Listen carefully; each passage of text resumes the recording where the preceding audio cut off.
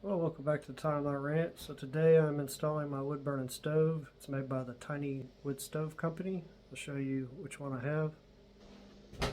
So this is the 5 kilowatt.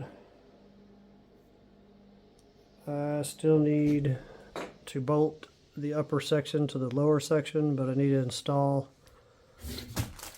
this direct air intake before I bolt the stove to the base. This base is a little firewood storage. They have some different options. You can get a little oven, taller legs. I decided on this version for what I'll be using it for. I think it'll work the best. It's not real big, dimension wise. So like I said, it's a 5 kilowatt. It's good for 500 square feet. This thing measures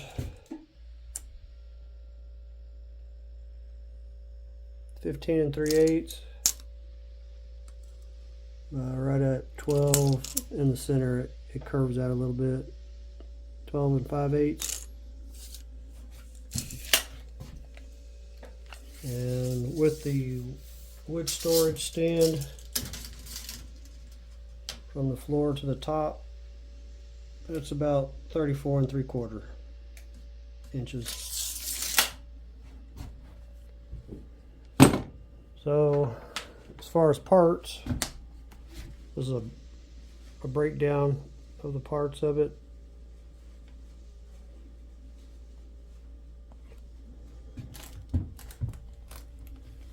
This is the direct air box here, which I need to bolt on before I bolt the stove to the base.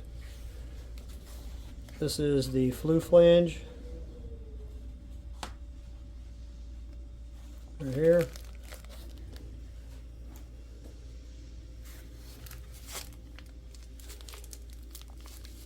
I'm going to have to take this apart. I don't know exactly what that is. Oh, I know what it is. So it's there's another grate that goes in the bottom. That's what that is. Then we've got an ash pan. This is a little tool to get the ash pan out. These are fire bricks. This is the fire grate. The stove, you can also burn coal in this stove if you'd like. That's what that is. It's an agitator where you can shake out the burnt portion of the bottom.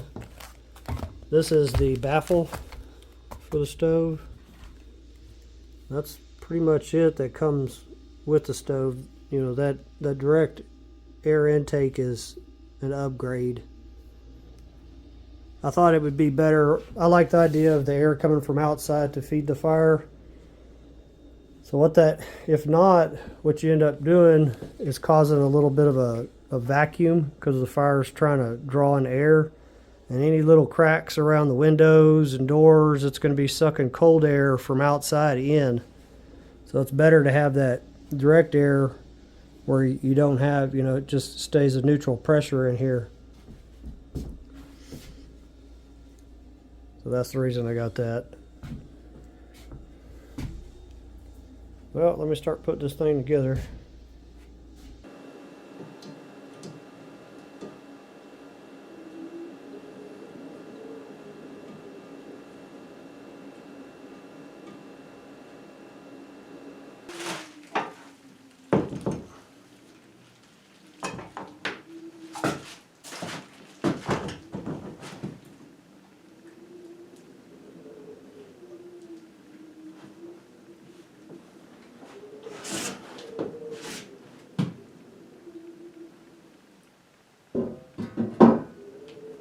Putting on the flue flange now.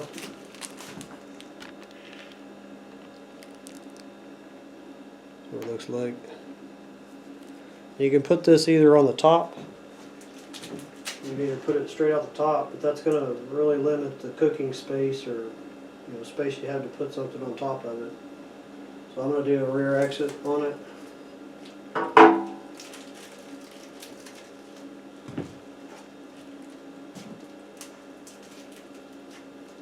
These are fairly simple to put together, it seems so far. I wouldn't say intuitive, but with the instructions it's not too bad.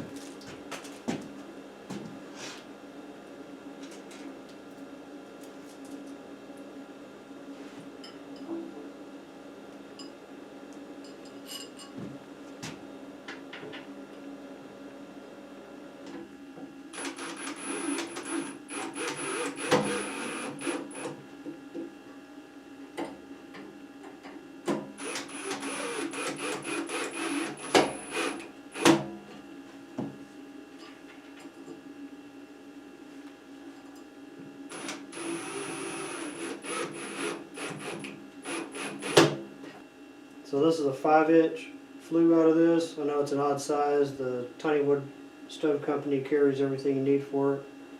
The flue pipe is not cheap, I will tell you that. I paid more for all the flue pipe. Of course, I've got an odd setup here where I'm going to have to go through a floor and then out the side of the wall. And, it could have been done cheaper if it was a straight shot, a single wall. But you want about 15 foot of rise to develop the draft on the flue, because the flue is what makes the stove work. If it's not designed right, the stove's not going to work properly. So on the back, where you come out of the stove, it's always, you can't use a 90 there. You have to have a T. And that also makes it easy because you got this cap on the bottom when you need to clean it out, because you will need to clean it out. That gives you access to run a chimney brush up it. That's just gonna stick inside there. There's a fire cement that you'll apply on the inside and on the T. Press it together, wipe off as much excess as you can, and then when you fire the stove, you'll be able to clean it up a lot better. But that joint right there needs to be sealed with that fire cement. Mainly wanted to see that so I could see exactly where the flue will be going out. So I can set this thing up. So I've got 1/2-inch HardieBacker, which is cement board, and then I'm going to put 1.5 inches of limestone veneer. They say with 3.5 inches of mason, brick, or stone, something like that, you can reduce the clearance up to 1/3.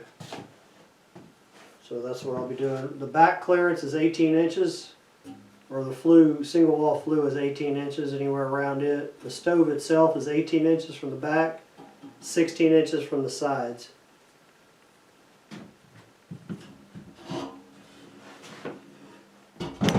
This thing isn't getting any lighter, I can tell you that.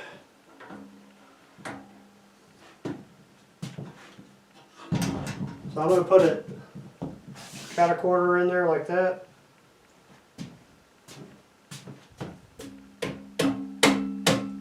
Here's the plan. So what I've got here, I can't quite, it's not quite 3.5 inches. So what I'm going to do, I'm going to go a little bit more than what the spacing is. I'm not going to reduce it by 1/3. So it was 18 inches for the flue pipe, which would have been 12 inches by 1/3. So I'm going to go 14 inches to be on the safe side of any point.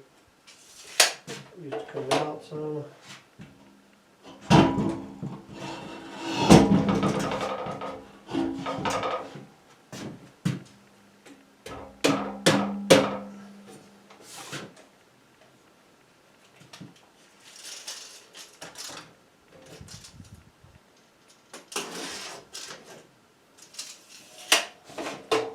So doesn't hurt to have it further out away from the wall. You sure don't want anything catching on fire inside the wall though. That's actually making it better where it's going to clear the floor joist anyway.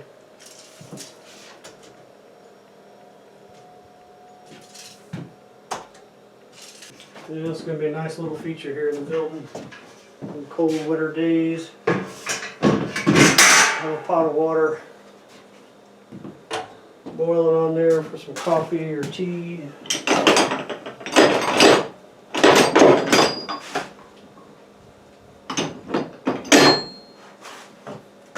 I know it's definitely going to make my wife happy. I'm going to check my center with this plumb bob and see about where it's sitting.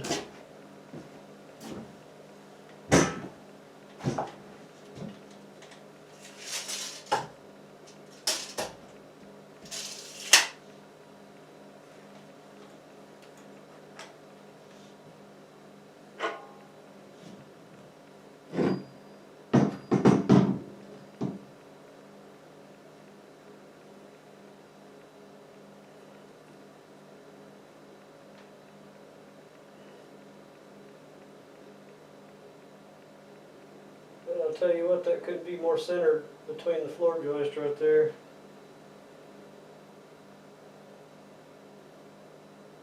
So on single wall, you want 18 inches, but I'm going to do a little Simonization to it. So this other plate that I didn't know what it was, this is a coal bar, what it's called. There's a number 3 on the breakdown. I want to install the fire bricks.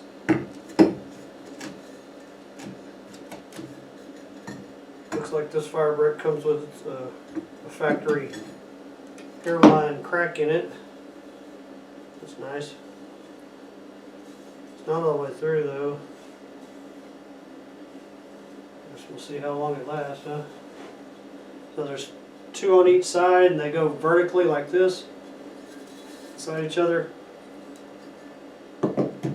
There's little bolts that you loosen to allow them to pass through there. This helps protect the stove, because the stove will wear out over time, and these bricks wear out over time too, what they say.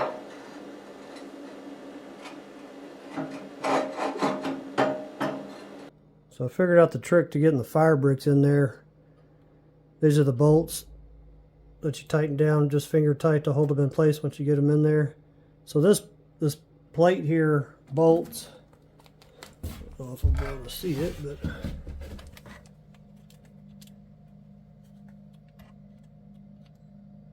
from the bottom here, this bolt right there, you want to loosen that up, and then these studs that attach this wood storage box at the bottom, they press up against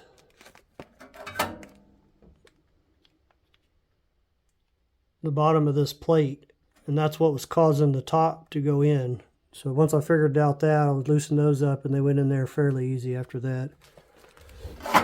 So basically you don't want to tighten any of the bolts, including the bolts that attach the base to the stove, until the bricks are in. So what I'm doing now, I've got to make this penetration through the floor here, and it's almost perfectly centered between the floor joist. It's going up. So with this wall thimble, this is made to go out the exterior though. You don't need any clearance, because it's got the built-in clearance inside of it. It's got 2 inches here. You see this is 2 pieces, how it slides apart.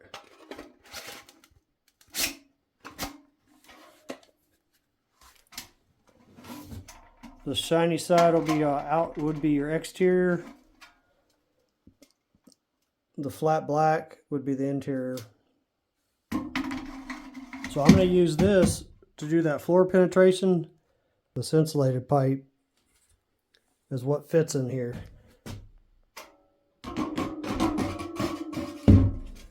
So it fits nicely through there. So if I did the single wall, I'd have to have 18 inches of clearance on the floor joist, and that would require an awful lot of work. But what I decided to do is I'm going to take this insulated pipe, this double wall, pull this inner wall out, slide the single wall down inside of it, because these are different sizes. You have to have they make a transition piece, which I will be using when I make the wall penetration. That's this piece right here, single to double wall. But they don't recommend going from single to double wall back to single, but I want single wall upstairs so that it radiates heat out. If I did double insulated all the way, I wouldn't get a whole lot of heat out of that flue pipe. So I'm going to use this as my pass-through. I don't know how easy this is going to come out of there. It seems like it's moving a little bit. But I'm going to get that out of there, slide the single wall down inside it so it has that same just 2 inches minimum clearance. And then I won't have to do anything extra up there. I can cut the hole for the thimble, drop it in, stick the stovepipe up, and I'm ready to go.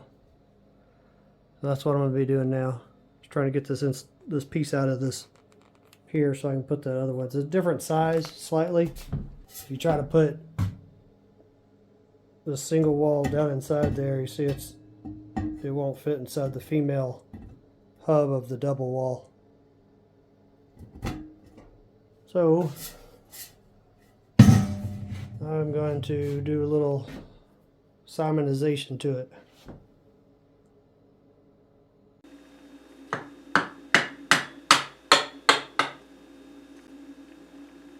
These will be coming out pretty easy.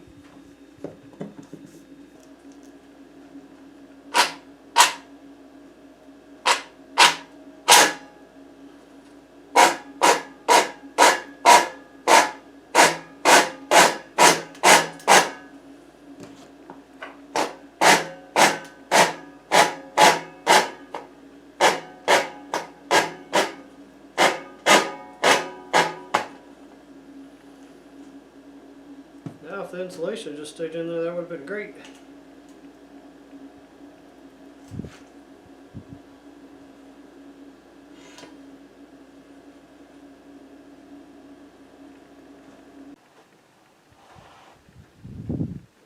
Looks like they just bind it with string. I don't know if I can get that piece out of there.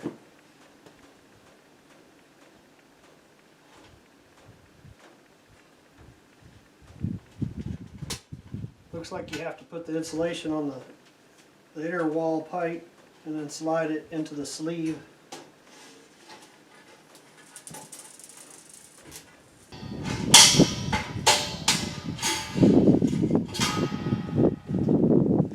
It's got some little spring clips that fit inside that groove, so it kind of holds it in there, binds on it.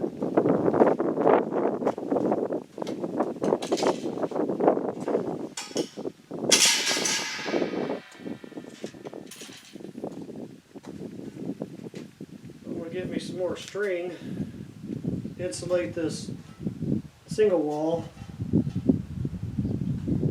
slide it back in the double wall.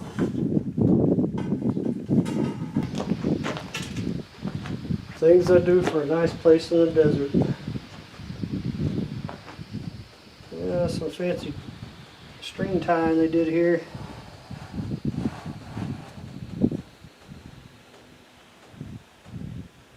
It was like about every inch or so. We wrapped it.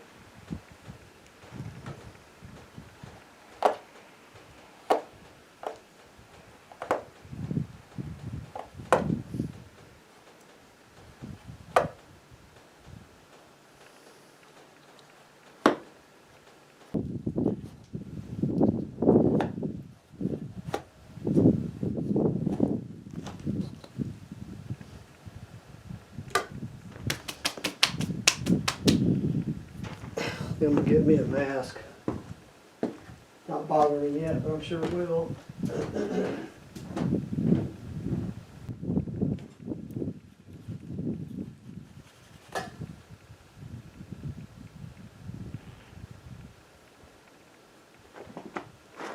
That's it, it's free. There's our inner wall there.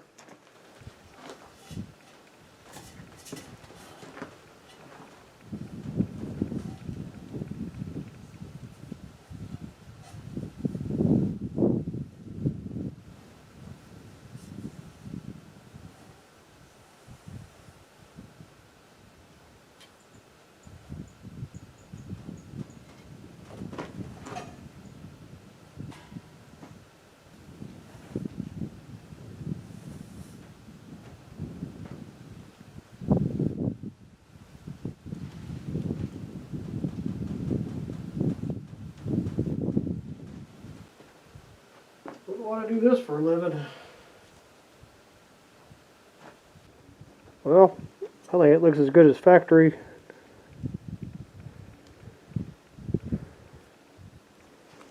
Let me try to slide this thing back in there. Hopefully it'll go together pretty decent.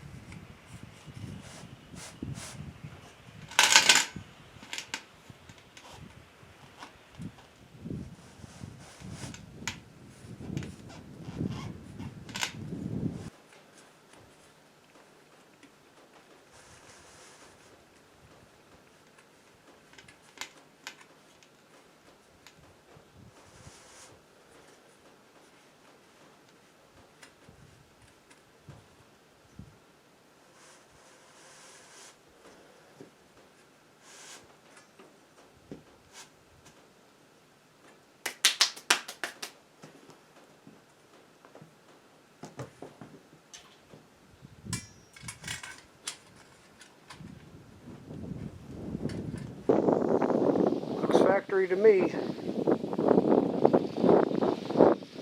Just gotta slap that little bit of insulation in there and get ready to go.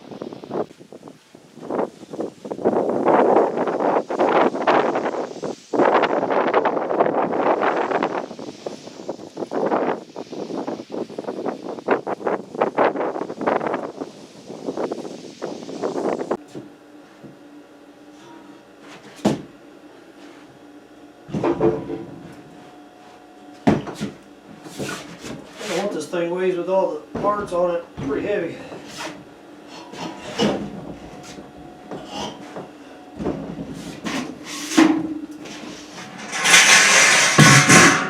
So I laid out a square, went 4 foot, 4 foot, 4 foot, 4 foot, and this is my 45 angle, because that stove's gonna be sitting cat a corner. So now I can set it back over there and measure between the legs and get it exactly on the marks. That's where the legs were sitting. I don't know how close it was. I mean, it looked all right, but without, actually looks pretty good with the line. We'll double check it again. Then I can establish a point on the ground for the center of the flue and use that, move the stove out of the way and use that to plumb up to make the hole through the floor, get it exact. You can see it was slightly off. I've got it right back on the marks that I had where it was sitting. Not by too much though.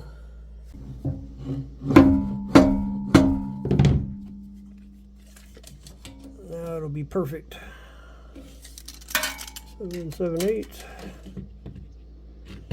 7 5/8.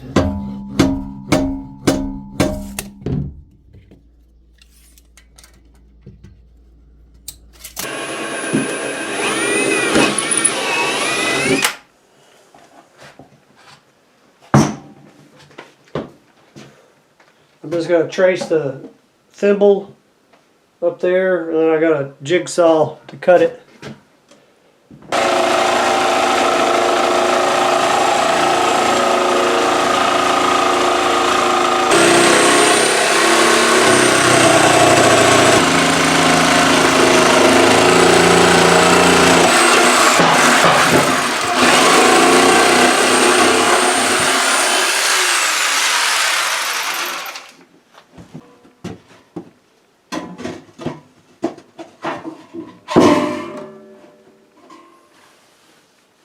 There's a trim ring that goes over this to hide the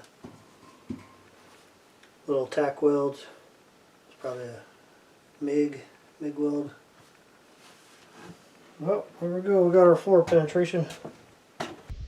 So we've got our half thimble drop through the second floor there, and that really could have been right up against that floor joist. So right now I'm fixing to make the hole for the fresh air intake. Direct air intake. This is just a 3" 90. Sits right over that flange. And they don't have to be, you know, airtight. It's not a big deal. I could do that fire cement if I wanted to. So I'm going to just take a plumb bob, drop it down, and run a screw through and look underneath there and see where the floor joists are, just to make sure I'm not on a floor joist. If I am, I got some other pipe I can extend it out to make it work. So here's the fire or stove gasket cement, fire cement. So this needs to go on this joint here. That's the only place you need to put it. And you'll apply it on the female side and the male side, fit it together. Wipe as much excess as you can, but you're not gonna probably get it all off. Once you fire it, you'll be able to take a damp cloth and wipe off the excess. The male end always goes down on the single wall, and the inner side, which is the male end, on the double wall goes down. So as the moisture and everything, the creosote runs down, it stays inside the flue.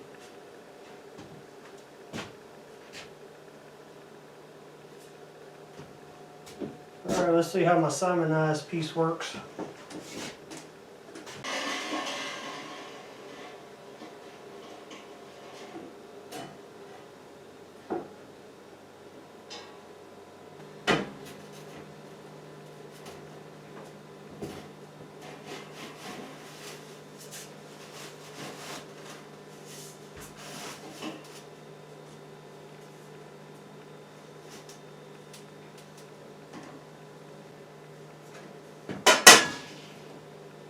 Right on the money.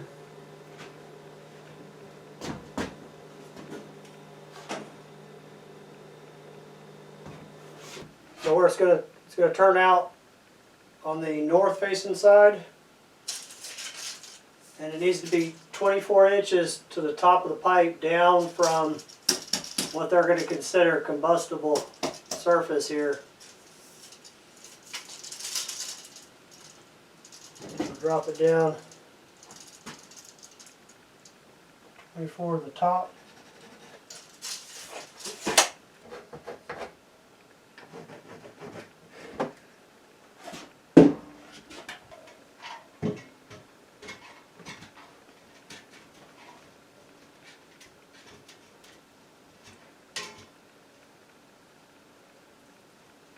Beautiful. Love it when a plan comes together, even if it's an accident.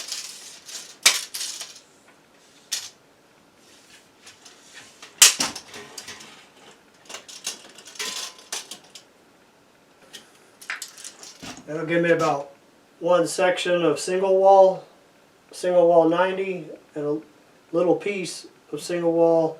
I don't know, I may do double insulated. We'll see how it works out lengthwise. That should be enough to give off a good bit of heat into this room though upstairs.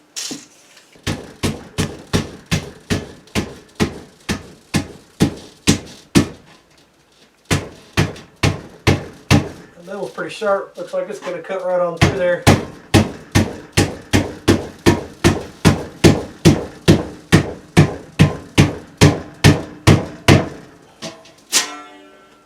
That's beautiful.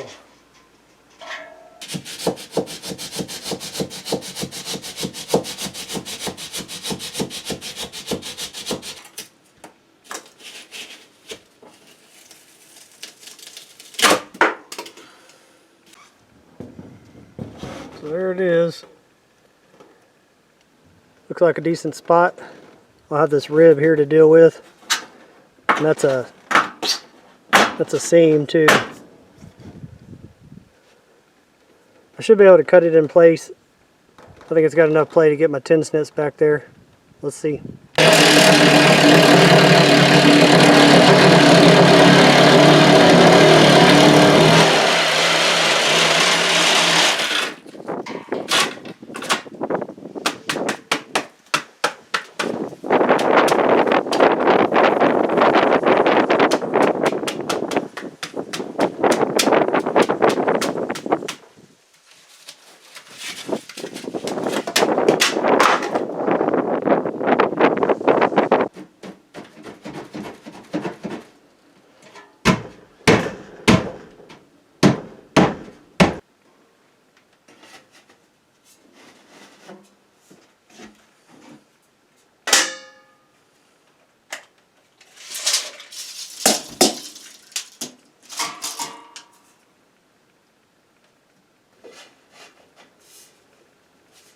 And I'm just going to assemble it all, and then I'll go back and put screws in it. It should have screws on all these joints. Put that transition from double wall to single wall.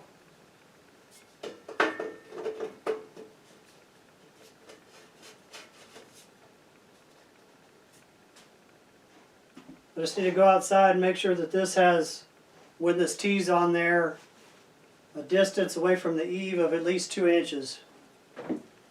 I'm going to put this wall bracket,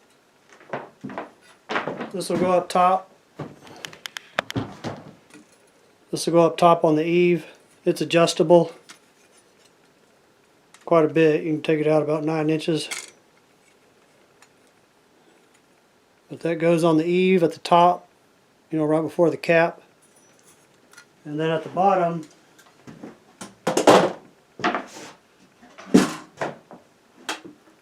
this is the T support.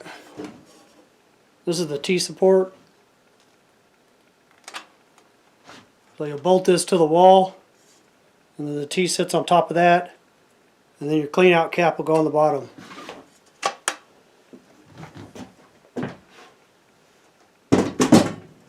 I think that one piece right there was almost $200, that bracket.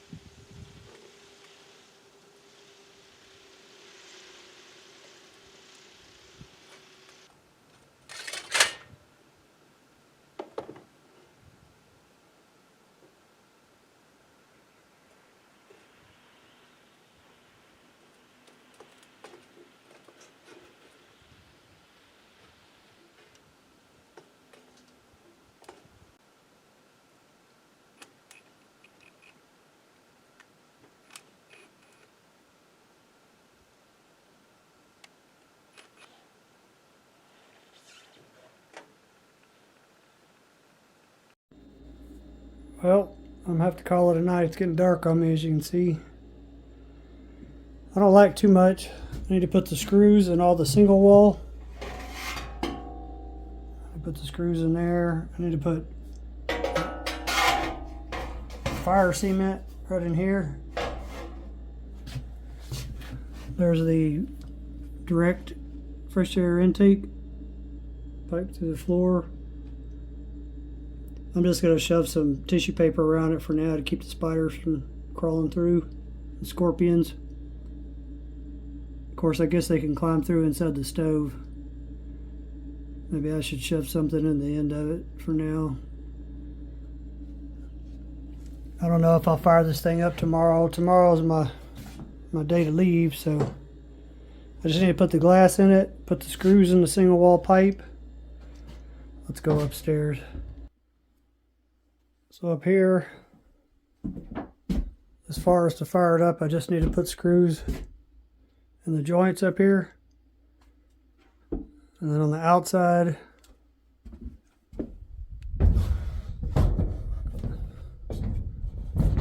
as you can see, I've got a 2x4 leg underneath it for now. I need to make a custom bracket to extend this T-support all the way to the wall. It looks like at least they're going to fall in the part of the R panel where it's flat, so that'll make it a lot easier. I'm just going to make like a big L bracket, something like that, probably out of aluminum. Both sides are the same. I need to caulk this where it meets the R panel, but I can't really do it because this isn't set right. It's still kind of sagging a little bit. I think I'm probably just going to leave it like that for now. I'm sure a little bit of rain will get in, but it's not going to hurt anything. It is what it is.